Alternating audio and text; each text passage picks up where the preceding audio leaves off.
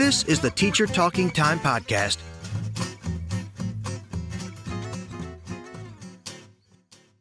All right, Florencia, welcome to the show. Thank you. Thank you so much for having me. Yes, we really appreciate you taking the time for this interview. And I thought we would perhaps start from the beginning. Perhaps we could talk about your humble beginnings, because as far as I know, you were born and raised in Argentina. Yes. I don't know if you are a River or Boca fan. River. My River. dad was a River fan. I'm not that into soccer, but that was my dad. So let's go with that. Yes. Okay. And from my understanding, you moved to the US when you were like 19. Yes. And you got a major in biology. So I'm curious, how did you go from biology into teaching and researching second language acquisition? Okay, so let's clarify. I was a biology major in Argentina. I did 1 year of college, and I did all kinds of organic chemistry and all of that good stuff. Mm-hmm. So when I moved to the US, they make you, for the student visa, you have to say what major you're going to be studying. So I put biology, and that was, I guess, the beginning of my community college. I was a biology major, but I never actually finished that major because after my first semester, I tutored students who were learning Spanish, and I discovered that I loved it. And very naively of me, one day, someone said, "You should do that." And then I responded, "Wait, people want to learn Spanish? Like, I can actually teach it? I can make a living doing that?" And I was like, wow, that is fantastic. Let's do that. Let's change it. That's exactly what I want to do. So that's how I changed it. And for a while, I thought I would be, getting a teaching license, a K-12 teaching license. And once again, someone else said, "Why don't you go for the master's and Ph.D.?" And I said, "Oh, I'm not cut out for that. I can't. That is not me." And I think, when I was doing my undergrad, I realized maybe I can. I had great professors at Cal State San Marcos, and one of them was the one who said, "You should go to the University of Illinois, Urbana-Champaign." She even showed me the website, and I fell in love with the program. I looked at the courses and I was like, I cannot wait.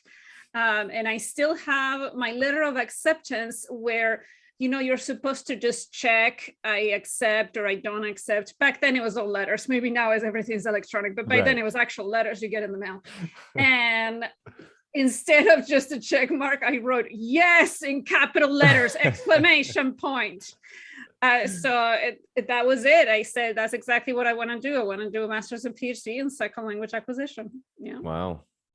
I want to backtrack here a little bit because, one of the things that we hear people talking a lot about is fantasizing about this idea that we are born a teacher. And clearly you were not born one, but you eventually found that passion. So I wanted to circle back to that very specific moment. If it could zoom in into that specific moment when you said, wow, I can actually do this. What exactly about you were doing at that time when you were teaching Spanish in the US? What exactly made you want to pursue this as a career? That is an interesting question. I think I always liked teaching something. So I don't know. I can't tell you, of course, there's no way for me to tell you for sure whether I was born a teacher or not. That is really hard for me to say. I think I always liked teachers. I liked the act of teaching somebody something. I like that feeling of somebody learning from you, which is incredibly rewarding. Now, in terms of languages, I even remember when I was in high school, I would help my friends with French or English, even though I wasn't all that great at it. I don't think so. I still like the idea of, you're struggling with this concept. I kind of get it. Let me help you get what I get. So I always enjoy this idea of simplifying, giving a different take on it, see if I can help you grasp something.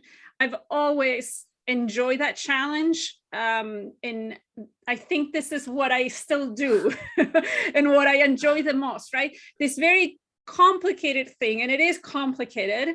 Let me see if I can help you get a good grasp on at least one part of it, right? That's essentially what I do.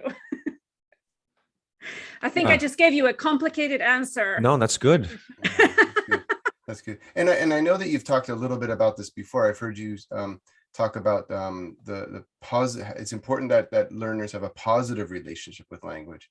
And I just wondered, like, how when you were helping your friends out when you were at university, when you were tutoring, and then throughout your course as you were going through your graduate studies, what were there any kind of approaches that really stuck with you? Anything that you really kind of hold like true in terms of this is what's really key for making people kind of succeed with the language and have that better, more positive relationship with the language? Right. I think I would say yes, but of course, this was a journey that took a long time for me to reflect on and realize. I'll give you a silly example. This is how much of a language teacher I was born we to like be. silly. Yeah. When I was in, I think high school, and I started listening to music in English. One of my friends, I remember, she wanted to learn English and she knew like zero, right? And I thought, since I like this music, let's use this music. And I would even like create close activities with this song. Do you know how hard it is to understand a song when you know zero of that language? And my friend didn't necessarily like that music anyway. Right. So I didn't, of course, I knew nothing of language acquisition or teaching. I was just doing this thinking I'm going to help my friend. And I think with time, I realized that you have to work with the individual learner. There are some fundamentals that I think apply to the vast majority of learners and that we need to keep in mind, of course. But there's such an individual side of language learning that we cannot ignore. And that is the challenge that I still struggle with teaching classes of 19, 20 students, because I'm supposed to evaluate everybody the same way. I'm supposed to move at the same pace. It is a challenge. It's still a challenge for me. I have not found a great solution. The best thing I could think of is what happens in our asynchronous online classes where the students can work at their own pace. But of course, that has their own downsizes that it is not ideal either. And the issue of evaluation and assessment is still there. I'm still expected to evaluate everybody at the same time. Everybody takes the test or does whatever assignment by a certain deadline, and everybody's evaluated by the same criteria, right? I'm still struggling with that, and I'm not giving up on finding a good solution to it, or at least a good compromise where I could still tailor it a little bit more to what the learner finds interesting, or how the specific learner wants to show me that they're making progress in the target language. But it's a challenge. I haven't figured it all out yet. It's very interesting, because I feel now that you were born a teacher then. You just didn't know that you were a teacher back then. So I'm going to correct myself here. And it's interesting what you've mentioned here, Florencia, with this idea of language being a very individual endeavor. Even though a lot of the times when we are learning languages, we are learning in the classroom, which I don't know if you're going to agree with me, it's a very artificial environment. 100%. For a person to be learning a language. And I'm curious about the factors, because I know you have done presentations on this, you have written extensively about this, on factors that may actually impact the target language use. And you mentioned things like, I think you've mentioned proficiency level, the instructional context, even interaction type. I think you've written about teachers and students. I'm wondering if you could talk a little bit more about that. Well, I would say I'm not an expert at individual factors, right? And I think that even when you read some of the literature on that, and Ellis and Shintani have a great chapter on that in their book, it's a little bit fuzzy, and that's because it's so hard to isolate one factor from the other. Right. And it's also really hard to objectively measure some of these factors, right? And so it's hard to pinpoint one specific individual difference, and this factor is what's making all the difference. I think that's almost impossible to do. And the beauty of it is that, at least to me, I don't even want to do that, because I think I remind myself, I'm teaching humans, I'm teaching people who are incredibly complex, who are not the same from one day to the next, and not even from 1 hour to the next. And that they're made up of all of these wonderfully complicated factors. And we have to embrace that and love that. We cannot be controlling everything all the time. So what I would probably say is that I think you need to, I want to keep in mind the subjectivity of it, the emotion. This is why I go back to this good relationship with language. And sometimes you cannot explain it with one factor like aptitude or this, intelligent tests and all of these things they do. Even motivation questionnaires. Yeah, I guess that's how you sort of think you feel when you're filling out the questionnaire, but that might be very different the next week, right? So, I think that it's important to keep in mind how our relationship with language evolves, our relationship with wanting to learn the language evolves too. And as much as possible, to try to see what sparks that interest in the learners, where they feel comfortable and where they feel like they have a good relationship with learning that language. I know that's a very vague answer, but that's the best way that I can put it. I think that if we get so concerned about measuring very specific factors, we're losing the forest for the trees, right? Yeah. We need to remember that it's complex and it's beautiful to teach people. And we cannot forget that. And everybody's going to have different experiences. Everybody's going to have different perceptions. The way we look at the world, we look at the language, is going to affect our relationship with it. So we need to keep in mind all of these things. We cannot control all of these things. And as much as possible, just keep them in the back of your mind and see when you assign something, when you do an activity, just understanding how everybody's going to have a different perception of it. Everybody's going to have a different experience with it. I'll give you another example. I happen to love information gap tasks. And yes, if you tell me like spot the differences task, I'm like, let's do it. This is fun. And I have friends who are like, oh my God, like I cannot do that. That is incredibly boring and ridiculous. Who does that anyway? And I respect that. And I think my students probably feel the same way. Same with go around the room and find somebody who does this or that. Right. And a lot of teachers, including myself, think this is great. They're getting up, they're moving, they're talking. Look how great. I ask my students, the vast majority say we hate those activities. So we need to keep in mind that the way that we perceive things is going to be different than the way that the students are perceiving things. And that's part of empathy as well, right? We need to be able to understand the other person's experience. And sometimes it's going to be very similar to yours and you can relate, and that's empathy for sure. But it could also be about understanding how very differently they're seeing the exact same situation, the exact same experience.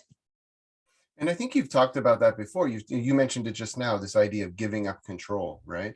Yes. So what does that mean then for like teachers and learners? If a teacher gives up control, what does that look like? That's a good question. It looks like it very differently, and it depends a lot on the context too. I think it does look like a lot in terms of self-paced, individualized instruction. I think it does involve this acknowledging that what the learner may want and need is different than what you needed when you were a learner. And I think that we need to understand, which is hard, and it's a journey of reflection. At one point, we're trying to control their learning, their production, right? And we create these rubrics that are super detailed, and we expect something so specific, versus the fact that we need to let them take ownership for their own learning, their own production, and that everybody's journey is going to look a little bit different, right? Everybody's development of the language is going to look a little bit different. So I think it does involve a lot of flexibility, and I do realize that in some contexts it is very difficult. And in my context, again, I go with the same. I'm not saying I'm perfect and that I have it all figured out. I'm still required to, evaluate students using the same criteria. I'm still required that everybody turns this in by certain dates. And I wish that I had much more flexibility, but I don't. Same with if I teach a class and there's 20 students sitting in one classroom. I have no flexibility of saying, let's meet individually. I wish I could, but I can't, right? So a lot of things is a little bit of a compromise. It's not going to be ideal. I just try to continue thinking about ways in which I could incorporate a little more flexibility. So one way that I've done that and that I like a lot, and that's because I am OPI certified probably, is with interviews, individual interviews. It's amazing how different it is to interact one-on-one with the students, or even using these platforms where the students can interact with speakers of the target language. And so the student is having this individual experience in the target language. To me, that is very, very valuable for language development, and it acknowledges that it's a very individual process, and it lets go of control, because then we're not, at least I'm not evaluating this. Do you remember the word for this thing? Do you remember the conjugation for this verb? I'm not. That is not my objective. So I let go of that. And yeah, I know that sometimes it's hard, because I used to do that too, right? The vocab list and then quizzing them to see if they remember certain words. And at the end of the day, to me, it's like, if they don't remember that word, but they can sort of express the same in a different way, to me is like, absolutely, good job, love it, right? I'm not going to take points off because you couldn't remember this one word.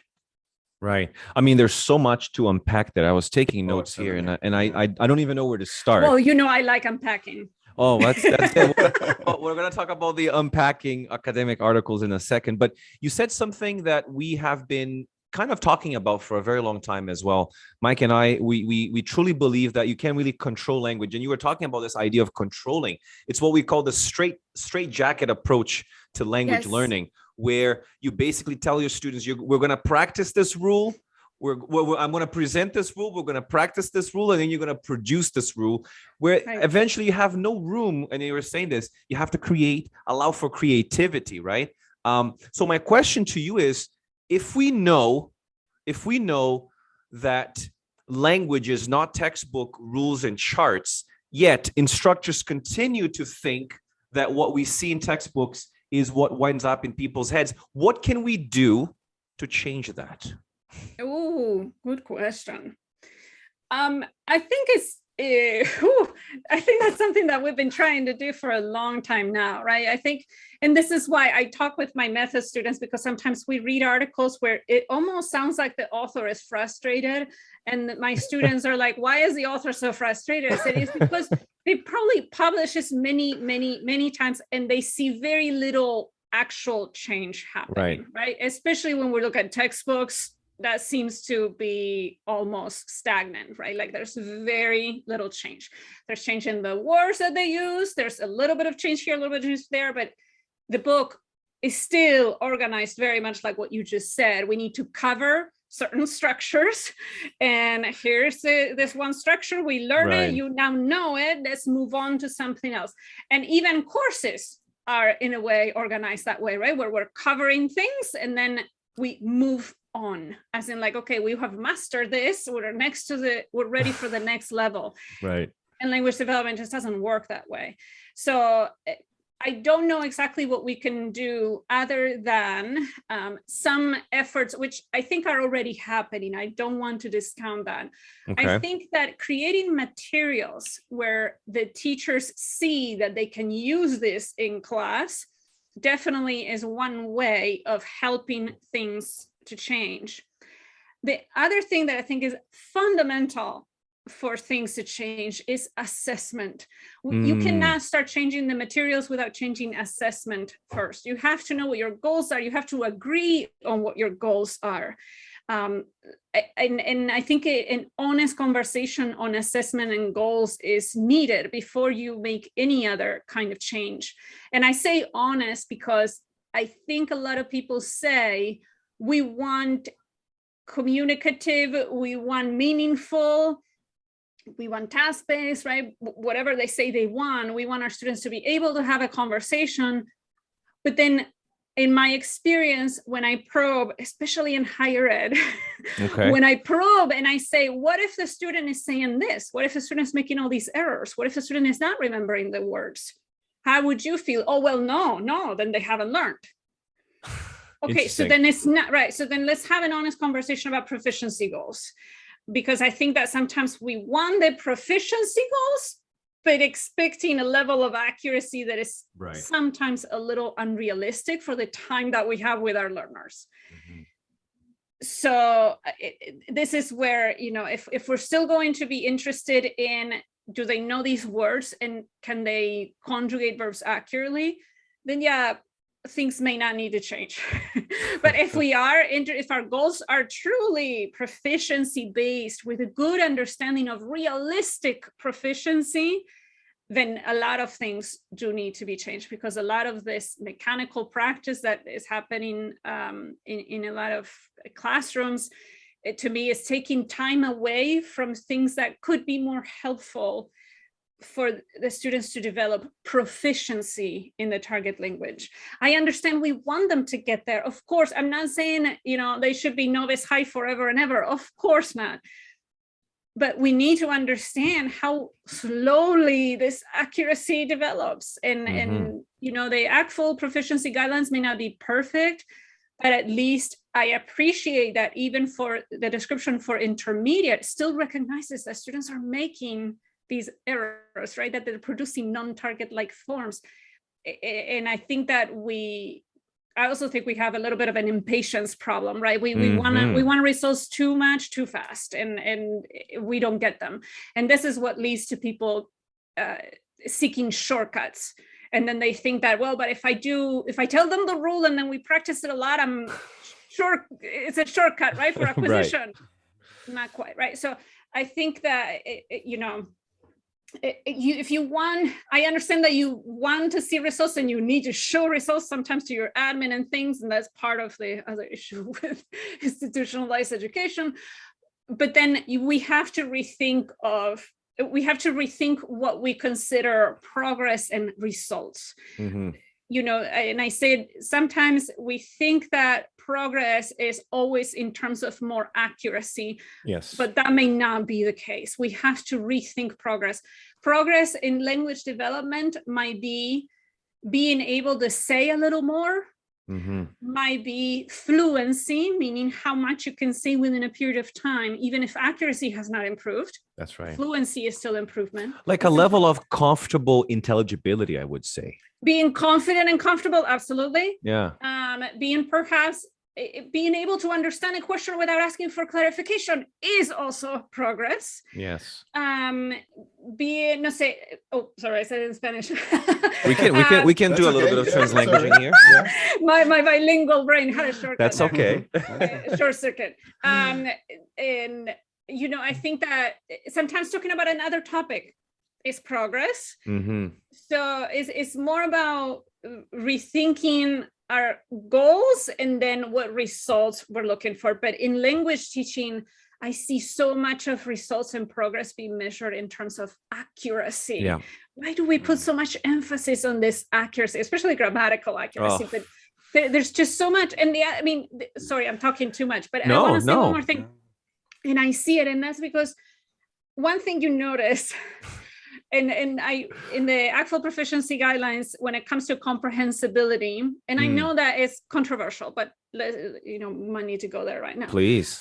Comprehensibility, of course, is in the eyes and ears of the beholder, right? So it depends on your audience, what's going to be comprehensible to you might not be comprehensible to somebody else. But okay, what I do find interesting is that the lower levels, comprehensibility says that it's a sympathetic interlocutor used to non-native speakers, right? That's how they describe it. Okay. And usually the way they explain it is a language teacher. But then the upper levels are about a not necessarily sympathetic interlocutor who's not used to non-native speakers. But what I find super interesting is that out in the real world, language teachers are much more likely to notice all of the things that were not target-like. They're sometimes more likely to ask for clarification or to give a recast than non-language teachers who may not have experience with non-native speakers, but they're still like, oh, I understood you. Like, let's keep going. There's no need to be recasting. There's no need to ask for clarification. And sometimes they don't even notice that something was non-target-like. So I find it really fascinating, and I'm guilty of the same thing, that as language teachers, we listen to somebody with non-target-like forms and we pick them all up. That was non-target-like, that was non-target-like, that was non-target-like. Where does that come from? I don't know. I don't know if it's from our training. I don't know if it's something you're born with. I think it's the training. I think it's the training, because I feel like a lot of our training, Florencia, it's really accuracy at the expense of fluency. It's really, teaching rules, teaching charts. And I remember watching a talk, and I think you promoted this talk a while ago with Van Patten, where he was basically talking about what we call these rules and charts in textbooks. They are an illusion because they only conform to that very specific sentence in that very specific context, completely ignoring the entire discourse. And Mike talks a lot about this as well, with being able to belong to a very specific discourse community. And maybe if I don't belong to that discourse community, I may not understand you. But right? Well, the rules, those rules are all the shortcuts that people want to speed up acquisition, and it doesn't work that way. Also I think that's about all I'm going to say. But the issue of the lack of context. The only thing I'll say though, and I've been guilty of this as an SLA researcher. You got to publish. I understand. No shame, no shade to any SLA researchers out there. But that's a little bit of the issue that I see in a lot of studies. I'm unpacking studies, and almost always I want to know, but did this treatment affect anything else? Because sometimes you're only showing me that it had effects, or X was more beneficial than Y, but I'm not seeing the complete picture. You're only telling me whether they were able to do better on a very specific test, and you're only telling me if they did better in terms of accuracy with one specific grammatical structure, but I have no idea if accuracy went downhill with everything else and now the students were only focused on this. They don't tell you that because the studies are only looking at one particular form. Or what it means from the perspective of the student, right? Like, what does it all mean from the student and their own kind of investment in the language and their decision to keep learning or to improve on certain things as well, right? It doesn't appreciate the agency that's involved as well. Oh, absolutely. And the other thing which has been criticized, but not all studies still report on that, the studies that look at things like instructional treatment and see if something makes a difference with one particular structure, the issue of overgeneralization. Because if you see that there was an improvement, but you're not looking at what happened with the structure items or the items where they were not supposed to use that structure, right? If you're only quantifying the ones where you wanted them to use that structure and you see improvement, that's great. But what about where they just overgeneralizing and using it too much, then you get sort of a false inflation of improvement in accuracy. And it has been in some studies, they do point it out. Wong has a study where she pointed out, Savignon, the studies from communicative language teaching in the early 80s pointed it out. Spelling instruction, I impacted a study published last year on spelling instruction with heritage speakers. And look at this improvement, but you know what happened? They started adding accents to everything. So eventually some accents were more correct. You're right. They started using accents, but everything else got accents too. So I think that we need to be careful in terms of this overgeneralization, over application of a rule. When we're drilling these rules and we're drilling the rules and we're drilling the rules, then they're like, okay, I know what the researcher wants me to do. I need to be very careful with this because they're looking at the subjunctive or the direct object or whatever it is. And I think that happens a little bit in our classes too. Now, for anybody out there who's thinking, well, but you don't know if that is maybe the first stage where they start to over apply, over generalize, and then eventually, right, things work out. That's true. And that's the other issue with SLA research, right? We usually have maybe 4-week studies, if that, and we don't really know what happens a year or two down the line. Yeah. Wow. Oof. I don't even know where. I feel like it's the accuracy. It's the accuracy. We had too much. That was too much. That was too much. Teaching passive voice, and then as soon as, for some arbitrary reason, it's now time to teach passive voice, and then after you teach it, that's all they want to use, right? Because they have it now, right? And it just goes back to what you were saying, right? Yeah. In Spanish, with ser and estar, right? And then we teach them estar, and here we go. Everything is estar now. Yeah. And again, the studies just don't. Because it's hard to give you a complete picture. I get it. And this is why I say that studies or research studies give us clues. What we do with those clues is another story. I don't want to just dismiss them entirely, because sometimes there's something there. There's a little bit of a pattern, even if the researcher is not telling you, something for you to think about. Right. But we, of course, every study has limitations, and I think there's only so much a study can tell us. So I think it's difficult to conclude something from only 1 or 2 studies, as you know. And since we're talking about SLA and research, I actually conducted a very informal survey this morning, asking teachers, because a lot of our audience is primarily language teachers in the classroom. And I asked them, do you let research inform your teaching practice? And it's amazing how a lot of people have said that they don't like reading research. Yeah, that's not amazing to me. That's right. And then we have a few people who said a little, and then of course we have those who say yes. So now that we're jumping into SLA, we're going to talk about your book as well. But before we do that, I think the question is, I would like to hear you speak more about how much should, or to what extent do you think teachers should eventually engage with research? Because we truly believe that our teaching should be principled. I don't think research should dictate what we do in the classroom, but it should at least inform. So what's your take on that, Florencia? Yes. Now, I wrote about because this phrase research informed pedagogy tends to be misunderstood a little bit. I mean, you can say that you are research informed and you're only going by the studies that you like, right? Very biased. If you cherry pick studies, you're going to find studies that tell you that explicit instruction and drilling did wonders for their students. And so that's what you want to do. Then you're research informed technically, right? So this is why the phrase research informed is good if we're all understanding the same thing by it, but it could be misunderstood. I like your idea of principled. I like that a lot better. To me, is more about being informed in terms of the big ideas, the big concepts there, and especially, this is not going to be surprising, but the common ground, right? What are the things that we can agree on, or that most of us can agree on? I think it's important to keep those things in mind, those principles in mind. Now, I think it's still good for you to know what research may say about specific practices. For example, the subtitles versus captions, or peer review. I think research can tell us a lot of interesting, insightful things that we can keep in mind.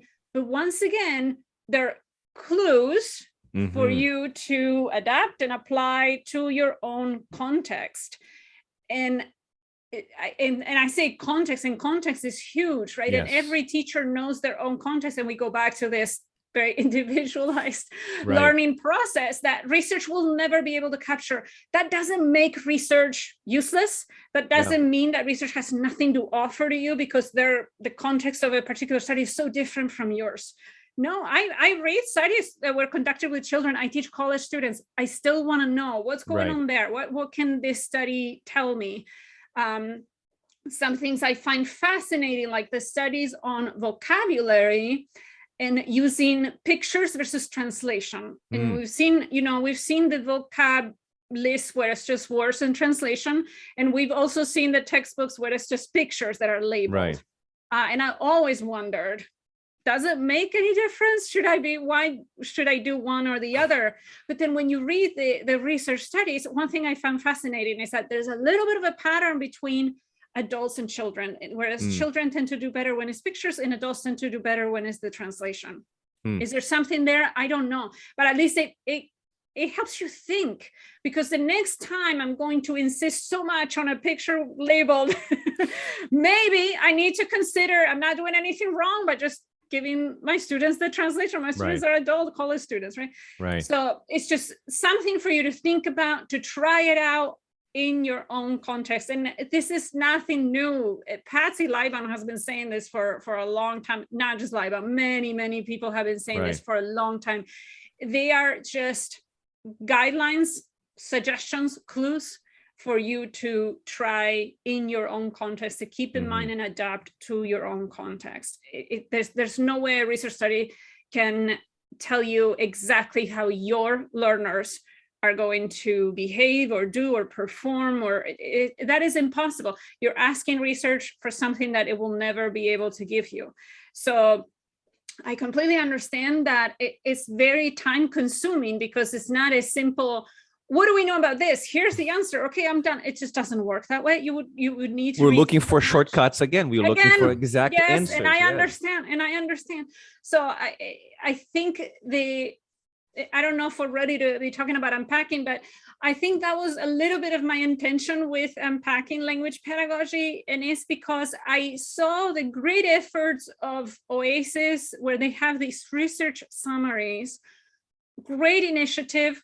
I think it's a step in the right direction, but I'm still concerned that if we go by relatively objective summaries, we're not getting a very complete picture. And again, you might read these summaries of studies that show that doing drills led to, this particular treatment group to do better. Right. And then you conclude, oh, see, they did better with these drills. So that must be that drills are good. Or the next summary says drills are bad. And the next one says that drills are bad. If you get to the next summary, you might not see it, right? Yeah. Or you might see a summary of a study saying that using pictures was better than translations. Right. And then you're like, oh, see, I gotta do pictures, no more translations. And then that's not the complete.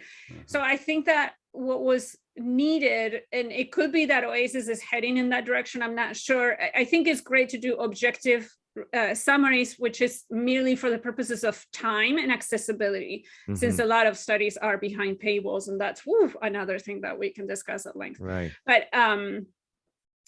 what I wanted to offer that was different was my own take on it, to sort of not just in terms of what do you really need to know, because sometimes studies give you way too much information that you really don't need, but also in terms of interpreting all this, and then even offering some questions that were not answered, and that sometimes the summary doesn't give you, because the summary only gives you what the authors wanted to point out in terms of limitations, but maybe somebody else reads it and sees something completely different. And that's the other thing about research that teachers should know.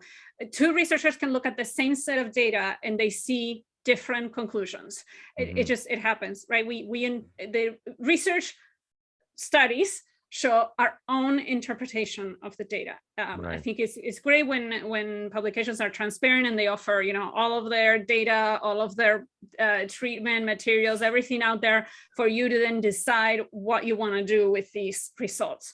But to give you another example, and this is a classic example, if you're familiar with processing instruction by Bill Van Patten and structured input, right? It has a very specific way. Before you unpack that, just let's unpack that for the audience first, because they might not be familiar with input processing. Right. So processing instruction, and one part of it is called structured input. So processing instruction is this way of approaching language teaching in a way that keeps in mind how we process language, how we process input especially. But for example, we know that students who are native English speakers, when they read a sentence in Spanish, they're going to assign the role of subject to the first noun that they see in the sentence. And in Spanish, word order can be variable, so that's not always the case that the subject goes first. So that's just one example of one thing that processing instruction keeps in mind. And so input is, in a way, manipulated to maximize, not guarantee, but to maximize the odds that the learners will be processing it correctly. And by processing, I mean making the right form meaning connection. So not just noticing, which would be enhanced input, for example, underlining, bold, etc. So that's just noticing, but processing takes it that one step further where you're actually making the form meaning connections.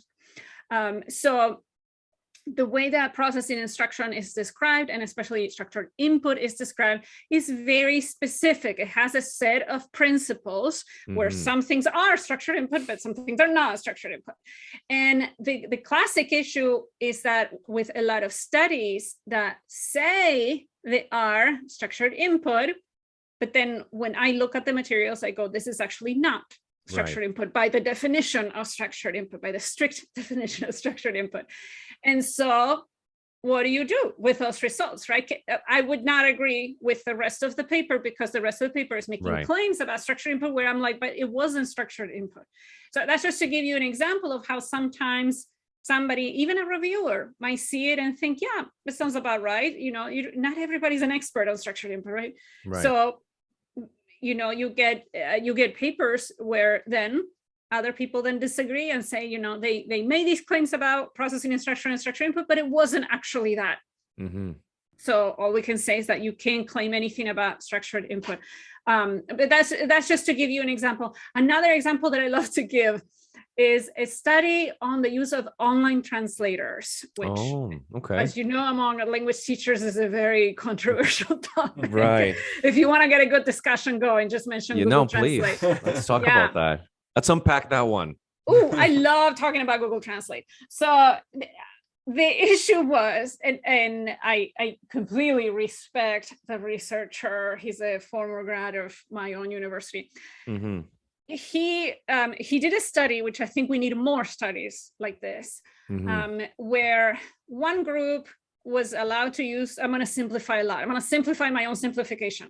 Please. One group was allowed to use Google Translate. They got some training on it as well. And other groups were not. And so what they did was they asked learners to first write something without using anything. So just to see the baseline, if you will.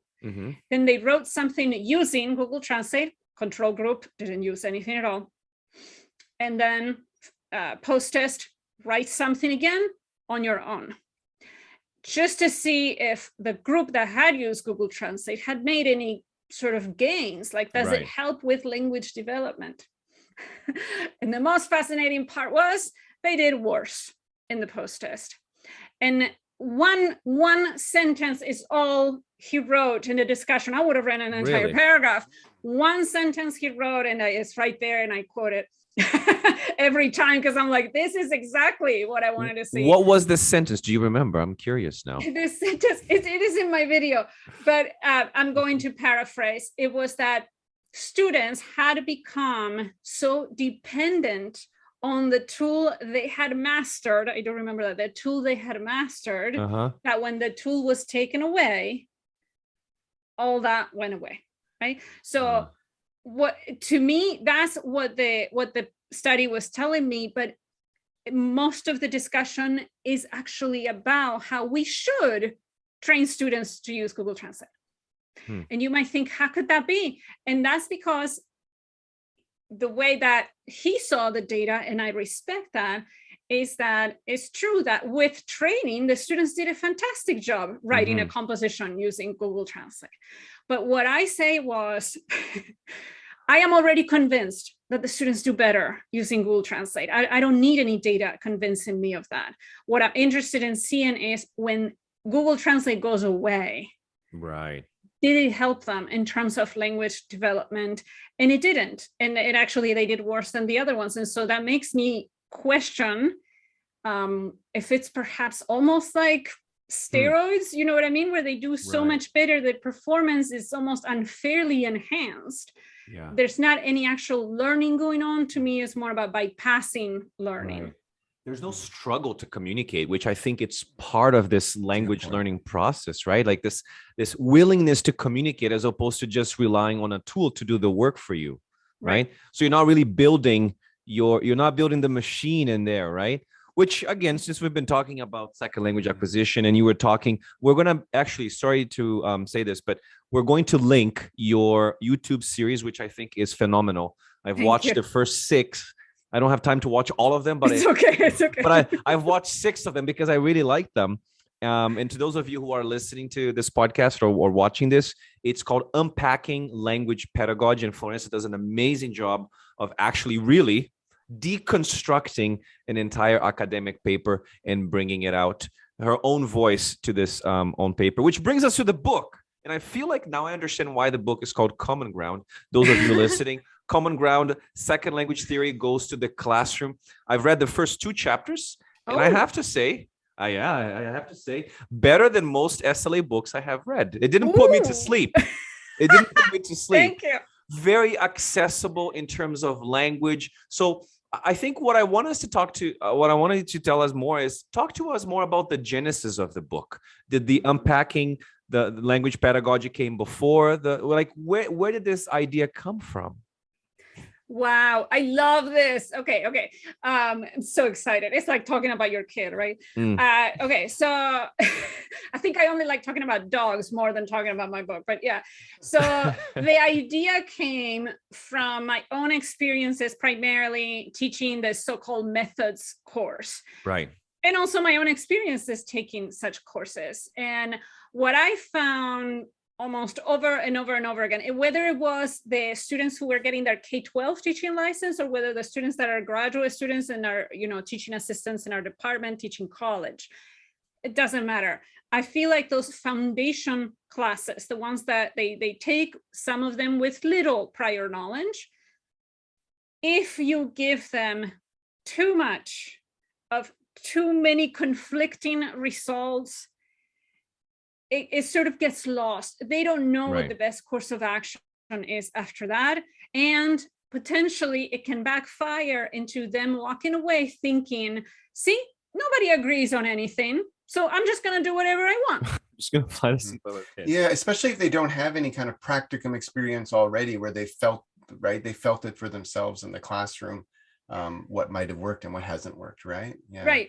So I feel that sometimes you have to be guilty perhaps of oversimplifying, of leaving some things out for now. I'm not saying it's the only thing and everything a teacher needs to know, but at least can we start here, right? It's the starting point just to have a solid foundation that we understand even what is and is not input when we talk about input. Yes. What contributes and doesn't contribute to language development in the sense of proficiency development, even to understand proficiency levels, to understand why some mechanical drills may not do anything and it may not be the best use of class time. Just to understand this, because otherwise, if you give them every possible point of view on explicit and implicit knowledge, many of them are going to walk away confused, and I don't blame them. I mean, I have a PhD in SLA, and I took so many classes, and sometimes I would walk away confused and still not understanding things. If you read the papers on noticing and awareness, you end up with a headache. And so I think that at some point it's too much. If you're going in the field and you're going to get a PhD in SLA, of course you need to read all of this and deconstruct it and discuss it and go for it. So-called methods courses where we want them is to be able to apply principles in the classroom. No, way too much. You don't need that yet. If you're interested, then you keep going with it, but we have to have some of the fundamentals in place. And I felt like a lot of the books lack that. I respect that people want to include different viewpoints. I just don't think it's very helpful when it comes to teachers, future teachers, current teachers, feeling confident in why they're making the decisions they're making in the materials that they use or what they do in class. And so I wanted to start there. Now, can you expand on it? Of course, there's a lot we didn't include, and it was on purpose, right? And sometimes we even say it, like some of these discussions go beyond the scope of this book, because it's the truth. You cannot cover everything, or to me, you're going to end up overwhelmed. I think this is also related to how easy it is for some SLA scholars or people who write methodology books to forget what it's like to be a novice teacher, to forget what it's like a first-year grad student.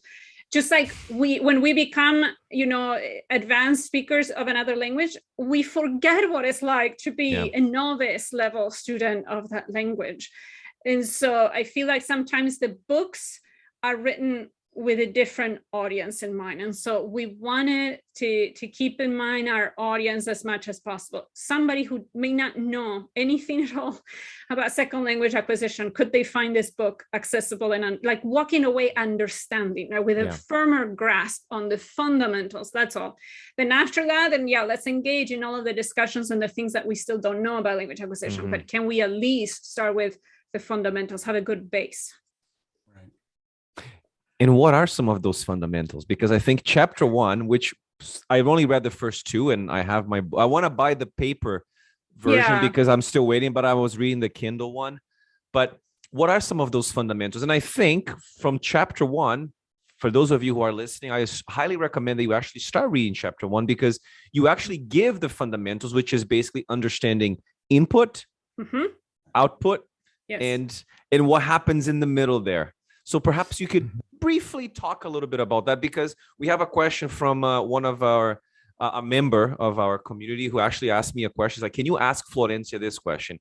So I'm going to follow up after this.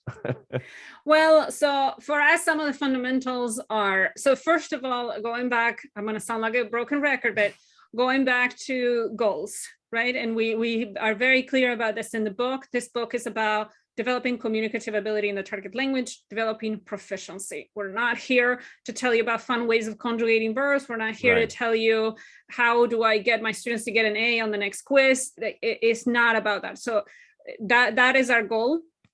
Van Patten actually wrote it in one of the epilogues, and he said, like, my goal is not to make the students linguists, right? If that is your goal, I respect it. You just need a different book. This is just not the right book. And this is why I go back to have an honest conversation of goals, because if you're still going to tell me, no, it's unacceptable for a student not to know the right conjugation of this verb, okay, you need a different approach. You just don't, this is not it. So the first thing is to be clear and realistic about goals. And yes, to understand the role of input, what counts as input and what doesn't count as input. The fundamental that exposure is not enough, because sometimes I'm still seeing, right? They just need a lot of exposure. So Krashen was wrong. No. Wait. I'm not joking. Get into that. Well, I disagree with Krashen on one thing, but we're going to get there. The exposure, because I think exposure in its strict definition would be just turning on the TV or playing music in the target language, and that you're just going to get it, and that doesn't work. So Krashen was actually the first one to say it has to be comprehensible, right? It's just it cannot be exposure alone.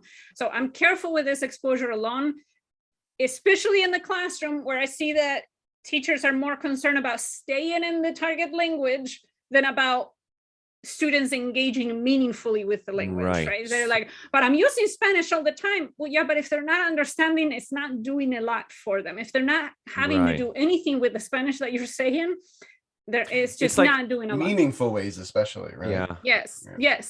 The other thing that the other point that we keep going back to, and I know is not necessarily a fundamental of SLA, but to me in the classroom is very important, is to have purpose, because this practice for the sake of practice in the reality of the classroom, where many of our learners may not want to even be there, it just doesn't go very far, right? They're just gonna get through the practice just to accomplish the practice, and that's it.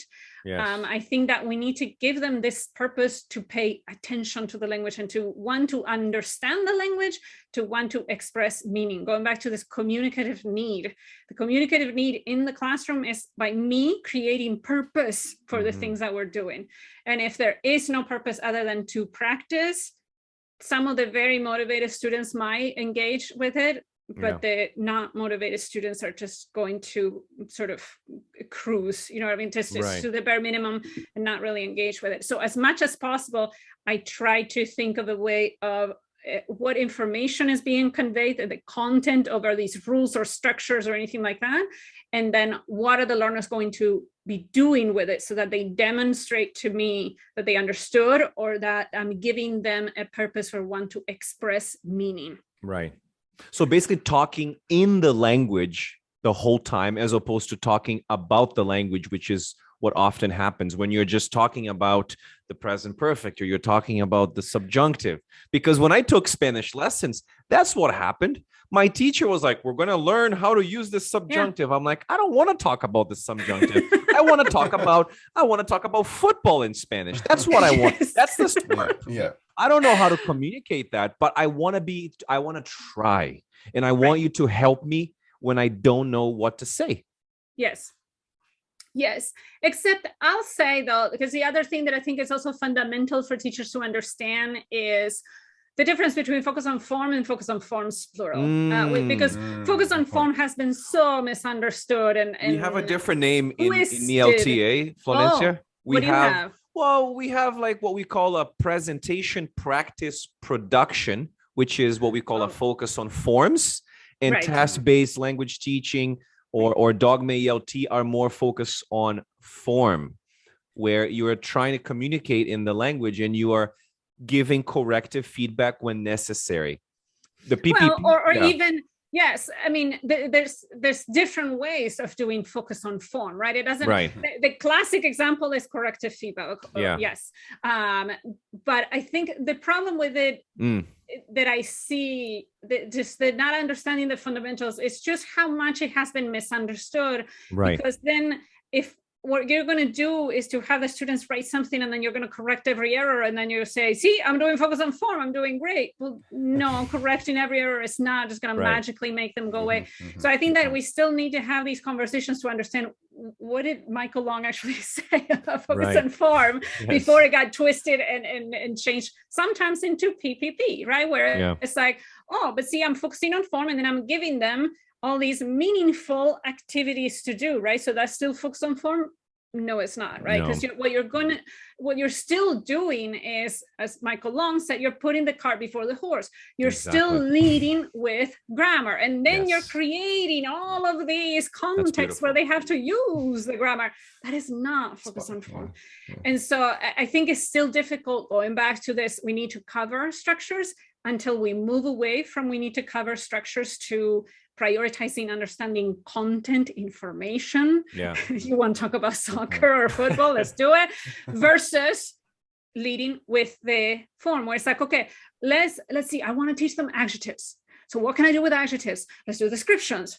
Okay, but then you started off with saying that your goal was to teach them adjectives. Yes. And so it's so hard. It's so hard to change that. One of my graduate students said we need a grammar detox. And I agree. We are so conditioned with language teachers. Let's lead with language. Let's lead with language forms. Exactly. And until we sort of switch that and even are okay with the fact that maybe all we used was present tense the whole year. Well, if that's all you needed, that's all you needed. Why are you forcing other things? That sometimes we're forcing structures for the sake of covering structures. I'm not saying everybody should only use present tense, but what I'm saying is that many very useful structures in language are used over and over and over and over and over again. And that's okay. That's just the way that language is. Right.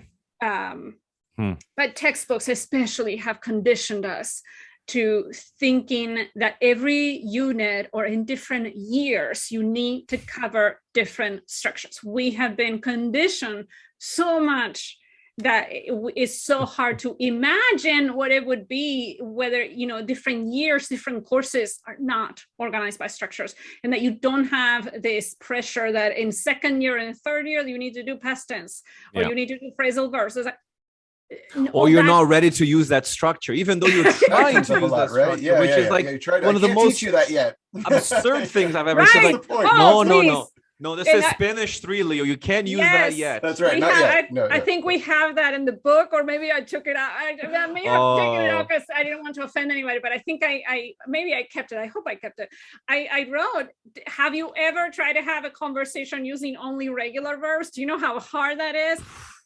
But the textbook is like, well, you're not ready for the irregular verbs yet, so let's only use regular. Right, it doesn't work that way. That's not how language works. It's the straitjacket, right? Yes, there we go. Trying to control again. We're trying to control language. So anyway, so those are some of the fundamentals. I also think that the role of output is misunderstood, and I think that it was good to have a good chapter about that. I feel like we are no strangers to pendulum swings in language teaching and in second language acquisition. So I'm not surprised that after so many textbooks following PPP, following focus on forms, even though they claim they were communicative, but clearly they were not, that we have this reaction to, oh no, we got to go back to the basics. We got to go back to input, only input, almost to the point where output gets vilified, or where output is like this evil thing that you don't need. Now we went too far to the extreme where we're not understanding some of the fundamentals. So that was another thing to keep in mind. And then I think that we do have a chapter on interaction, because I think interaction is first of all, is what a lot of language learners want to do, right? They want to have conversations and interacting in the language, but also to understand what a good scaffolded interactive task can look like. And again, with letting go of control. Sometimes I see interpersonal tasks or interactive tasks where it's too much of the extreme. Either all they're given is a prompt and now go have a conversation about this. And for some learners, including myself, after the first two questions, I don't know what else to say. And then I get really awkward. Or to the extreme of use complete sentences, use 10 words from the vocab list, use these verbs. It is so hard to have an actual conversation where you're actually checking the list of things that you need to use. And so how can we find a middle ground where the students, again, communicative, they want to communicate, they want to understand their partner, and they want to express meaning for a purpose without us controlling too much of what that interaction looks like. And that's one of the things I love about TDLT, right? Where it's okay if the learners did not use complete sentence. It's okay if the learners just didn't remember the word, and so they sort of described it. And to me, that's language. That's exactly right. And there's nothing wrong with it. There's a quote by Dick Allwright, which is a terrible name, but anyway, I think the quote says, if communication is the aim, then communication should be the means for us to learn a language. So that explains why, if you're looking for common ground, then you should get common ground. Second language theory goes to the classroom. We have two last questions before we wrap this up. The first one is from one of our followers on Instagram, in Twitter, and all of. I don't remember where the question came from, but I think it was a question from Neil, and he basically asked me, "Where do you stand on the interface enigma?" Oh my goodness. First of all, clarify what maybe give her a time limit on this one. What is the unpack? Let's unpack very quickly. Let's a simplified version of your simplified version of the interface hypothesis. Okay, so the interface camps, I would say there's three. Simplification of the simplification. So you have one, Krashen, king of this camp, would be saying implicit, explicit knowledge completely different. There's no interface, there's no connection between the two. One does not lead to the other. Then you have the other extreme with the Kaiser, which is explicit can then turn into implicit. I know that's not what the Kaiser said. I'm simplifying, but if Bill Van Patten hears this, he's going to tell me that's not what the Kaiser said. And I know that's not what the Kaiser said, but let's simplify it. The basic premise of that camp, the underlying premise of that camp is that learning a language is like learning anything else. Learning is learning, right? It's just cognition. And so if how to ride a bicycle, somebody sort of shows you, you practice, then you eventually are able to ride a bicycle without really thinking what you're doing. That language can work the same way in a nutshell. And then there's the middle camp, middle ground, where is that's the weak interface position, and that would be Ellis, and that would be, maybe some of it, sometimes it depends, right? And what I find in terms of like, if we were going to do like a diagram of all this, I think there's much more support for thinking that it's mostly implicit, and that the bulk of our knowledge is implicit in a language, and that explicit knowledge may have a role relatively limited. I think the bulk of SLA scholars, not everybody, but the bulk of them would probably agree that learning a language is not like learning everything else, that it doesn't work like how somebody shows you how to ride a bicycle, practice, and now you are fluent, that it just doesn't work that way. And so I would probably say that I know that it's probably going to sound like the easiest answer to give you, but I would probably say that I'm in the middle, that I'm in the weak interface. And the reason for that is the weak interface does recognize that explicit and implicit knowledge are two different types of knowledge. They do recognize that. So they give that to the crash and camp, saying, yes, we agree with that, you're right. And that's why I see a lot of common ground there, but they're not ruling out the value of explicit knowledge. And I think when it comes to instructed language acquisition, when it comes to language courses and a lot of our assessments and our goals, I don't think we can completely discount the value of explicit knowledge, because what I'm seeing in a lot of classes is we're still expecting learners to reread what they wrote and edit it. We're still expecting learners to monitor their production to some extent. And even the extreme camp sense that explicit knowledge can help you monitor your production. So I think that there's something there where some of this explicit knowledge can sometimes help you make sense of the language, sometimes how you process the language or what you notice in the language, which is why focus on form. Right. Part of it is a little bit explicit, right? That it recognizes that maybe drawing the learner's attention to form can have some value. The extreme camp of knowing our faces, there's no value, because those end up being completely different knowledges that don't necessarily interact with each other.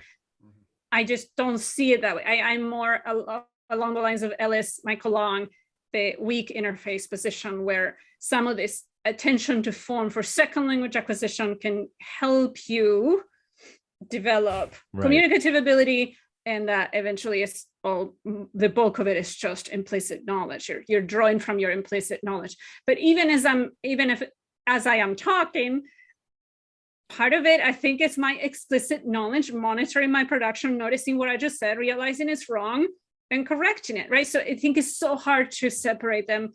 And one thing that we still don't know is, how do we get concrete objective evidence of implicit knowledge?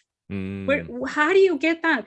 Every single study, the participants are going knowing that you're studying something, and it is just almost impossible to get into somebody's mind. I know that there's, MRI research, eye tracking research, there's all of these still relatively indirect measures of implicit knowledge. I don't know that we'll ever be able to get 100% pure evidence of implicit knowledge where you can say the participant was not drawing on their, like, you can be sure that they were not drawing on their explicit knowledge. How do you do that?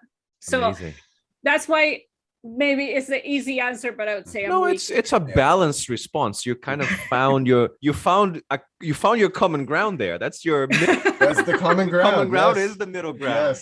And that's, but it's still the one thing that I think a lot of people would, even the Kaiser would probably agree with, is that learning rules plus mechanical practice does not lead to acquisition. I think everybody on SLA agrees with that by now.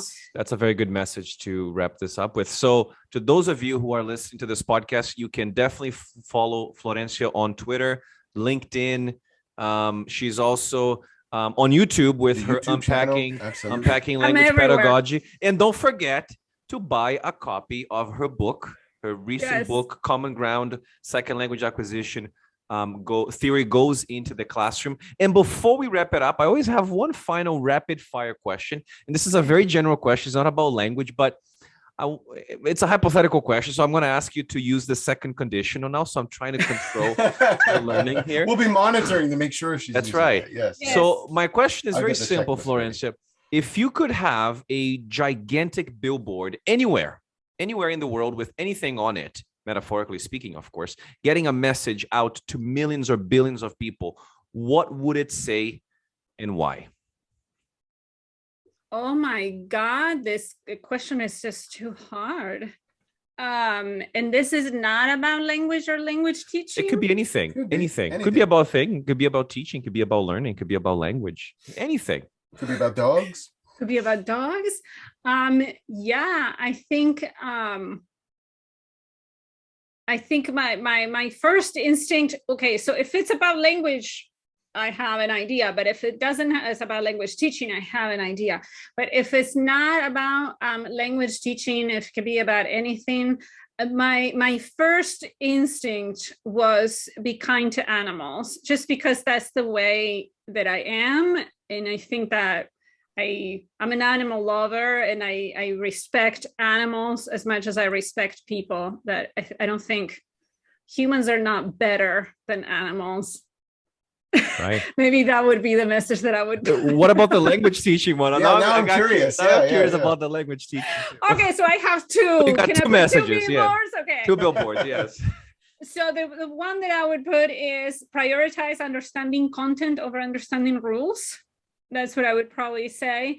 And then the other one, Christian is not going to like it, but I'm going to say it anyway, is saying that input is necessary does not mean that output is unnecessary. That's what I would think. Okay. I think this is a very good way for us to wrap this up. Florencia, thank you very much for your for being here. This was a fascinating conversation. I still have more questions to ask, but we ran out of time. Maybe we'll invite you back.